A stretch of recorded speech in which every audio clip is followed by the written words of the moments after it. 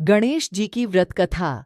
पौराणिक कथाओं के अनुसार एक बार भगवान शंकर और माता पार्वती नर्मदा नदी के तट पर बैठे हुए थे।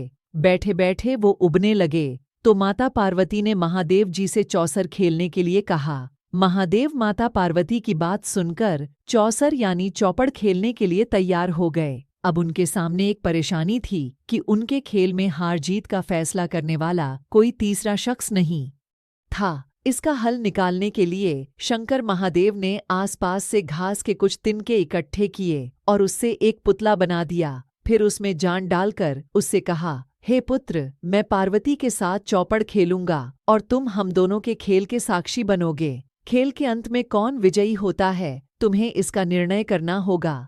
उस पुतले से इतना कहने के बाद महादेव और माता पार्वती ने चौपड़ का खेल खेलना शुरू कर दिया। दोनों ने बारी बारी से 3 बार चौपड़ का खेल खेला और संयोग से तीनों ही बार माता पार्वती की जीत हुई।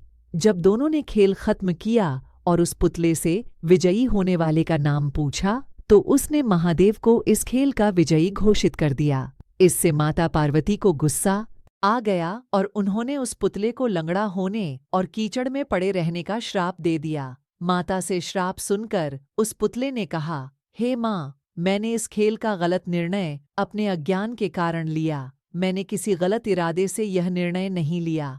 कृपया मुझे क्षमा करें।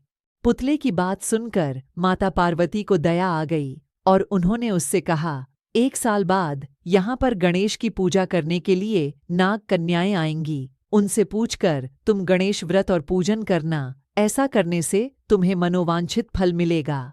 इतना कहकर माता पार्वती और महादेव वहां से वापस कैलाश की तरफ चले गए। 1 साल बाद उसी स्थान पर नाग कन्याएं आईं। जब उन्होंने गणेश व्रत के पूजन की विधि शुरू की तो उस श्रापित पुतले ने उनसे इस पूजन की विधि बताने की प्रार्थना की।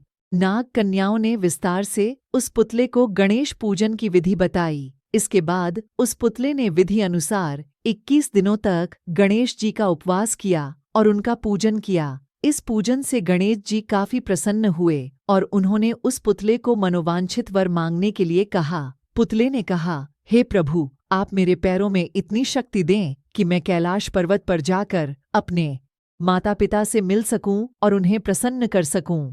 गणेश जी ने तथास्तु बोला और वहां से वे चले गए। इसके बाद पुतला रूपी वह बालक चलते हुए कैलाश पर्वत तक पहुंचा और वहां पर वह भगवान शिव से मिला। महादेव से उसने सारी बात बताई। बालक की बात सुनकर महादेव ने भी 21 दिनों तक गणेश व्रत करने की इच्छा जाहिर की। दरअसल चौपड़ के खेल वाले दिन माता पार्वती महादेव से भी नाराज होकर कैलाश छोड़कर वहां से चली गई थीं। माता पार्वती को मनाने के लिए महादेव ने भी 21 दिनों तक गणेश व्रत किया। ऐसा करने से माता पार्वती 21वें दिन कैलाश पर्वत वापस आ गईं और उनके मन में महादेव के लिए जो नाराजगी थी वो भी खत्म हो गई। माता पार्वती के वापस आने पर महादेव ने सारी बात उन्हें बताई। यह सुनकर माता पार्वती के मन में भी अपने बड़े पुत्र कार्तिकेय से मिलने की इच्छा उत्पन्न हुई। उन्होंने 21 दिनों तक गणेश व्रत करने का निर्णय लिया। उस पुतले रूपी बालक द्वारा बताई गई विधि के अनुसार माता पार्वती ने 21 दिनों तक गणेश जी का उपवास किया और विधि से पूजा अर्चना भी की। व्रत के 21वें दिन ही कार्तिकेय खुद ही अपनी माता पार्वती से मिलने के लिए कैलाश पर आ गए। आगे चलकर इस कथा और व्रत के बारे में कार्तिकेय ने विश्वामित्र जी को भी बताया। विश्वामित्र जी ने भी 21 दिनों तक यह व्रत रखकर गणेश जी की पूजा की। भगवान गणेश ने प्रसन्न होकर उन्हें ब्रह्महाशय होने का वरदान दे दिया। कहानी से सीख। गणेश चतुर्थी व्रत कथा के जरिए गणपति देव को प्रसन्न किया जा सकता है।